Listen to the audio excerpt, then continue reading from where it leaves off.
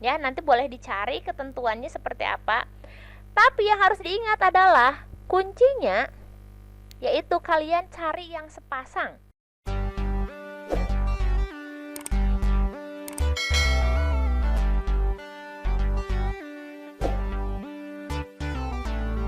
Halo, ketemu lagi di channelnya Irma Safitri.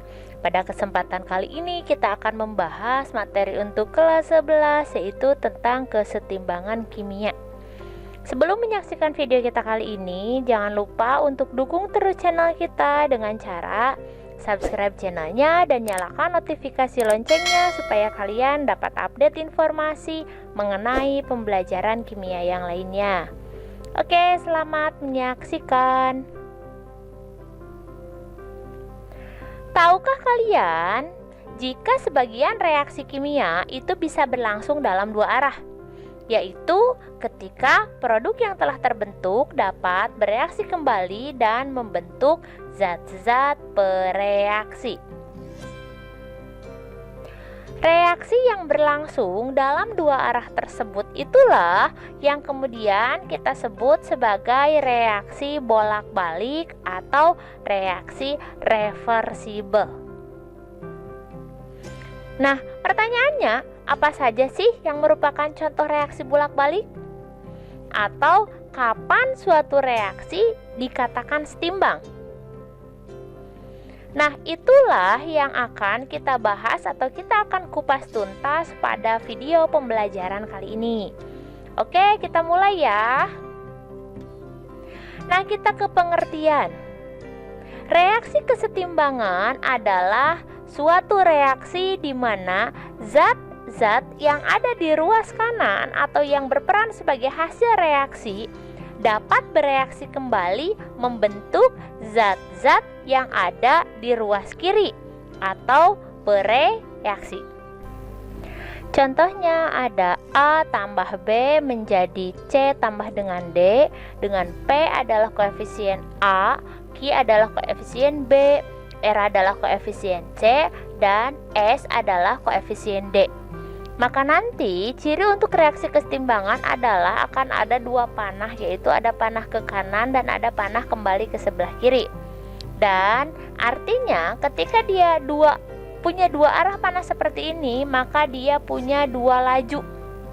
Misalkan di sini untuk panah ke kanan saya tuliskan aja dengan V1 atau laju 1, dan panah ke kiri saya tuliskan dengan P2 atau laju 2. Di mana P1 sama dengan laju ke arah hasil reaksi dan P2 adalah laju ke arah bereaksi. Dan ingat, suatu reaksi dikatakan setimbang jika laju ke kanan itu sama dengan laju ke kiri, atau P1 sama dengan P2.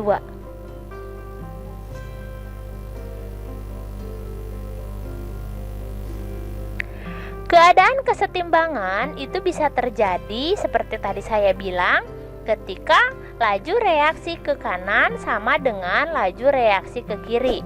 Nah, pada keadaan setimbang ini konsentrasi zat-zat itu tidak berubah sehingga reaksi boleh dikatakan sudah selesai, dianggap selesai seperti itu ya. Nah, ini yang pertama, reaksi tetap berlangsung ke kedua arah dengan laju yang sama. Ya, jadi reaksi sebenarnya masih terus berlangsung, lajunya sama, tapi karena lajunya sama maka dianggap selesai karena seolah tidak terjadi reaksi. Itulah yang dikatakan dengan kesetimbangan dinamis. Atau di sini dikatakan setimbang ketika konsentrasi zat-zat tidak lagi berubah, baik itu konsentrasi zat pereaksi ataupun konsentrasi zat hasil reaksi.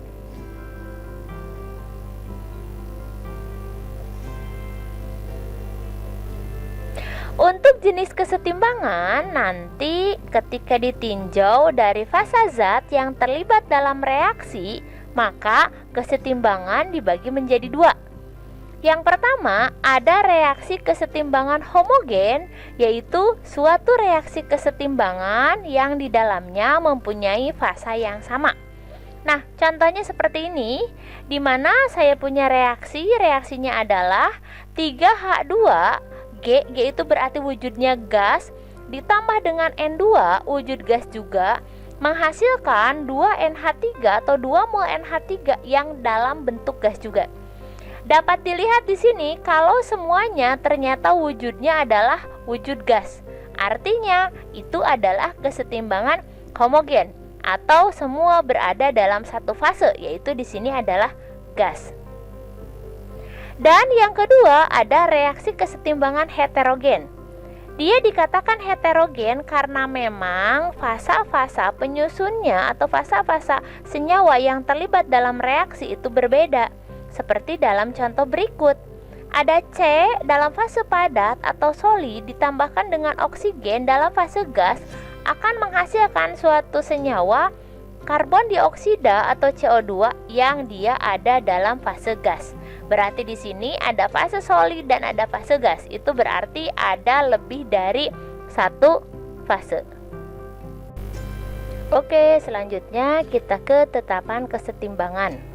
Ya, tetapan kesetimbangan yang kita tinjau di sini untuk Hc atau didasarkan pada konsentrasi. Tetapan kesetimbangan Kc selanjutnya disebut Kc atau K menunjukkan perbandingan konsentrasi antara hasil reaksi dan pereaksi pada keadaan yang setimbang. Nah, di sini saya punya contohnya itu ada reaksi ya A tambah B menjadi C tambah dengan D. Dengan P adalah koefisien A dan Q adalah koefisien B, R adalah koefisien C, dan S adalah koefisien untuk D. Nah, maka dapat kita tuliskan kalau tetapan kesetimbangannya adalah K sama dengan konsentrasi C pangkat dengan R kalikan konsentrasi D pangkat dengan S dibagi dengan konsentrasi A pangkat dengan P ya kali konsentrasi B pangkat dengan Q. Atau secara singkatnya bisa kita tuliskan konsentrasi hasil dipangkatkan dengan koefisien dibagi dengan konsentrasi pereaksi dipangkatkan dengan koefisien.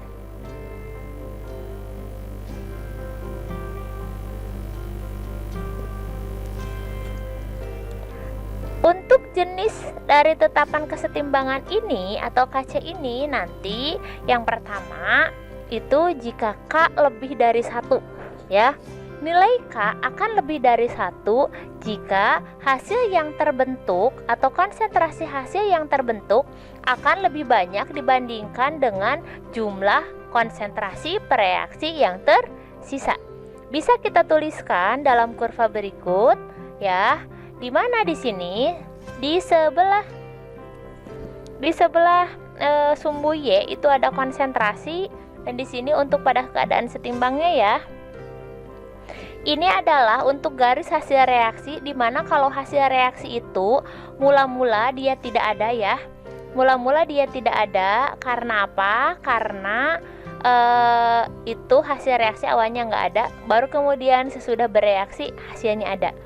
Dan untuk kurva pereaksi itu tadinya ada, tapi di sini dia berkurang.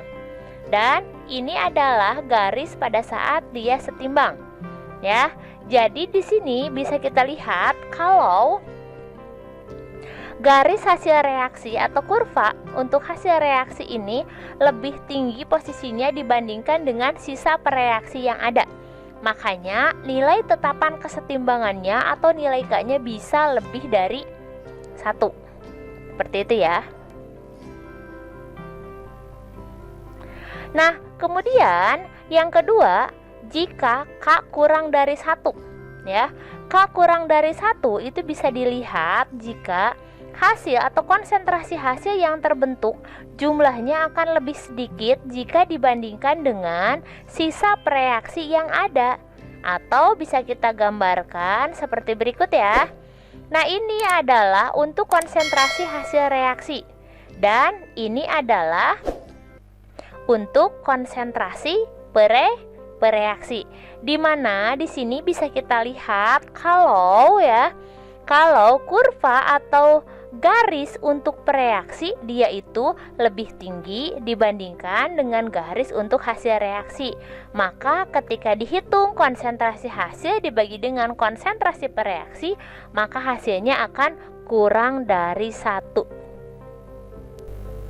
Dan yang ketiga adalah jika K sama dengan 1. K sama dengan 1 bisa kita peroleh jika konsentrasi hasil yang terbentuk itu jumlahnya sama dengan jumlah konsentrasi per reaksi yang bersisa. Atau bisa kita gambarkan seperti ini ya. Jadi akan ada singgungan garis antara jumlah konsentrasi dari hasil reaksi dan jumlah konsentrasi dari pereaksi pada saat dicapai titik kesetimbangan. Nah, bagaimana caranya supaya kita bisa menghitung kesetimbangan ini? Nah, untuk menghitung tetapan kesetimbangan, kita punya beberapa ketentuan. Yang pertama, yang dimasukkan ke dalam rumus K hanya untuk konsentrasi zat yang berfase larutan atau aki dan yang berfase gas atau G saja. Jadi nanti yang dimasukkan ke dalam rumus hanya yang bentuknya aki dan bentuknya G saja. Jadi ketika nanti kalian menemukan ada yang bentuknya L atau yang bentuknya G dan itu tidak bisa dimasukkan ke dalam rumus kesetimbangan. Yang kedua, ini harga K ini sangat-sangat dipengaruhi oleh suhu. Jadi selama suhunya tetap, maka harga K pun akan tetap. Dan harga K akan berubah apabila suhu yang ada pada saat itu juga berubah. Nah, di sini ada ketentuan yang berbeda, yaitu ketika suatu reaksi endoterm dan ternyata suhunya naik, maka nilai tetapan kesetimbangan itu akan bertambah besar. Dan tentu saja ini akan berbeda untuk reaksi eksoterm. Kenapa? Karena untuk reaksi eksoterm itu ketika suhu naik maka harga K justru akan menjadi lebih kecil.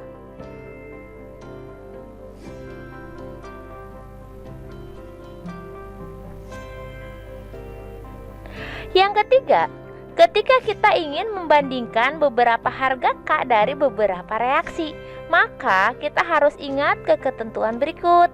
Yang pertama, jika reaksinya dibalik, maka K-nya itu akan berubah dari K menjadi 1 per K.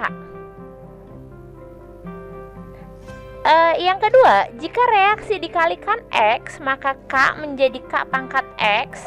Dan jika reaksi dibagi X, maka K menjadi akar X dari K. Akar K dari X itu ya, maaf, akar K dari X. Dan jika reaksi dijumlahkan, maka harga K pun harus dikalikan. Ketentuan ini tentu saja mengingatkan kita pada ketentuan mengenai delta H pada saat kita membahas mengenai termokimia. Tapi ada sedikit yang berbeda. Kalau di delta H itu dikali ya dikali saja, dibalik ya dibalik saja, dibagi ya dibagi saja, dan dijumlah pun ya dijumlah saja. Ingat, ini jangan tertukar. Ini adalah ketentuan mengenai tetapan kesetimbangan atau KC. Dan tentu saja ini akan berbeda dengan ketentuan mengenai delta H. Oke, saya punya contoh soal di sini ya. Jika diketahui suatu reaksi ya, dan reaksinya itu adalah A tambah 2BC menjadi bolak-balik ya, AC2 ditambah 2B dengan nilai K sama dengan 4. Kemudian B tambah AC2 reaksi bolak-balik menjadi BC ditambah dengan AC dengan nilai K itu adalah 0,5.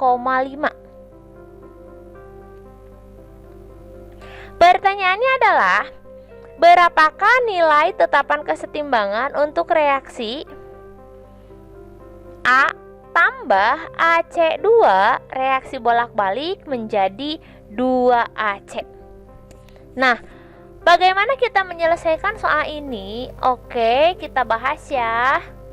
Untuk menyelesaikan soal ini, pertama kita cek dulu kalau di sini kita punya dua buah reaksi yang ada atau yang diketahui. K yang pertama saya tuliskan dengan K1 biar nggak pusing, dan K yang kedua saya tuliskan dengan K2. Ini adalah reaksi yang pertama dan ini adalah reaksi yang kedua. K-nya yaitu untuk reaksi pertama adalah K1 dan nilai K untuk reaksi kedua adalah K2. Dan ini adalah reaksi yang ketiga atau reaksi yang diinginkan. Ya, pertanyaannya adalah berapa nilai K untuk reaksi yang bawah? Sengaja di sini saya pakaikan garis untuk membatasi kalau yang di atas garis itu adalah reaksi yang diketahui dan yang di bawah garis itu adalah reaksi yang ditanyakan. Nah, maka kita harus mulai dari mana? Kita pakai ketentuan seperti ketika kita menghitung data H dengan menggunakan hukum Hess. Ya, nanti boleh dicari ketentuannya seperti apa. Tapi yang harus diingat adalah kuncinya yaitu kalian cari yang sepasang. Sepasang itu artinya dia ada di dua tempat, ya. Cari yang sepasang seperti itu. Bagaimana caranya? Ketika kita cari yang sepasang, kita mulailah dari yang bawah. Bukan reaksi yang ketiga ya, saya bilang dari yang paling bawah atau yang ada di bawah garis. Seperti itu. Oke, misalkan di sini saya tinjau untuk apa ini? Unsur ini dulu ya, unsur A. A ya. A kita bulatin seperti ini.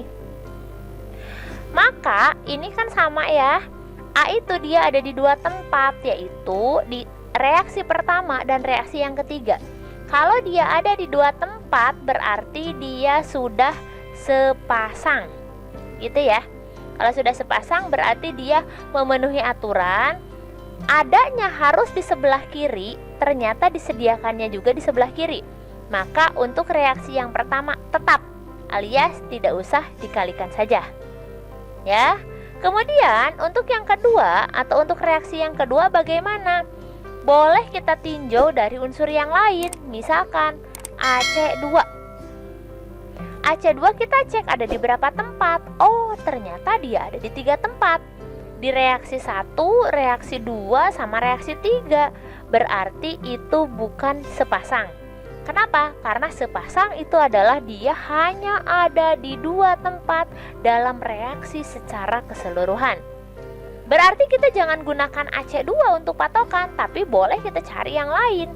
Misalkan di sini saya pakai AC. AC itu ternyata kebetulan pas banget nih, dia ada di 2 tempat, yaitu ada di reaksi nomor 2 dan reaksi nomor 3. Di atas garis berarti reaksi yang disediakan, di bawah garis berarti reaksi yang diinginkan. Adanya 1 AC dan saya ingin 2 AC, berarti harus dikalikan 2. Adanya di sebelah kanan, harusnya pun ada di sebelah kanan, berarti kita tuliskan ini tetap dan dikali 2.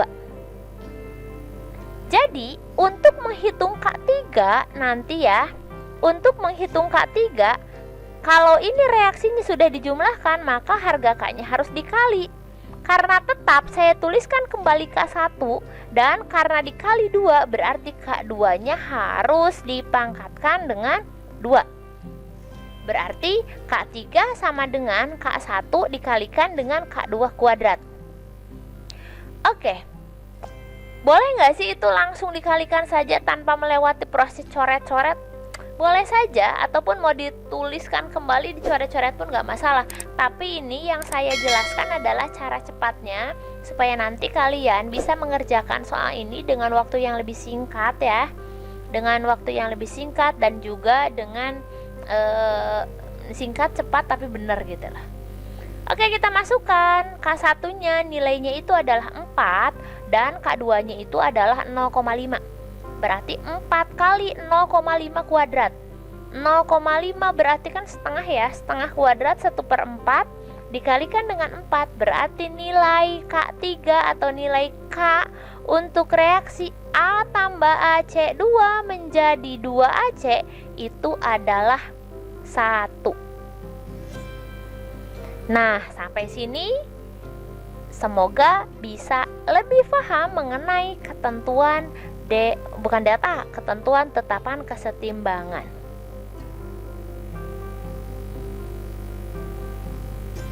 Oke adik-adik, itu tadi materi tentang kesetimbangan bagian yang pertama.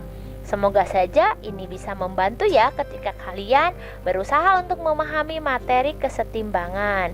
Nah, kalau ada pertanyaan ataupun ada usulan materi untuk dibahas, tuliskan saja di kolom komentar ya. Terima kasih sudah menyaksikan video kita kali ini. Jangan lupa like, komen, dan subscribe-nya, serta share video kali ini jika dirasa bermanfaat. Sampai jumpa di video selanjutnya.